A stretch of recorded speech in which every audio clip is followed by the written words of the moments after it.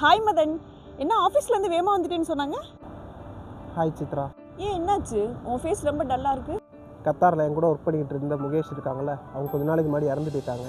அவங்க ஃபேமிலியிலேருந்து morning call பண்ணி அவங்க ஃபேமிலி ப்ராப்ளம், ஃபினான்ஷியல் ப்ராப்ளம் பற்றி சொன்னாங்க. ஃப்யூச்சரில் என் ஃபேமிலியை பற்றி எனக்கு திங்கிங் வந்துருச்சு. மதன், இதுக்காண்டியா ஃபீல் பண்ணுற? கட்டாரில் இதுக்குன்னு ஒரு ஆப்ஷன் இருக்குன்னு உனக்கு தெரியாதா? இதை பற்றி எனக்கு தெரியாது, கொஞ்சம் சொல்லு. இது மதனுக்காண்டி மட்டும் இல்லை, உங்களுக்கும் தான். இந்தியன் எம்பசி ஆஃப் கட்டாருக்கு அண்டரில் செயல்படுற ஒரு சமூக நல அமைப்பு தான் ஐசிபிஎஃப். ஐசிபிஎஃப் மீன்ஸ் இந்தியன் கம்யூனிட்டி பெனிவாலண்ட் ஃபாரம். இந்த சமூக நல அமைப்பு கட்டாரில் இருக்கிற இந்தியர்களுக்காகவே இருந்து செயல்பட்டு வருது. இதில் முக்கியமாக Damaan Islamic insurance company Beema in association with ICBF இவங்க கொண்டு வந்த ஐசிபிஎஃப் லைஃப் இன்சூரன்ஸ் ஸ்கீம்னால இங்கே இருக்கிற நிறைய மக்கள் பயனடைஞ்சிட்டு வராங்க.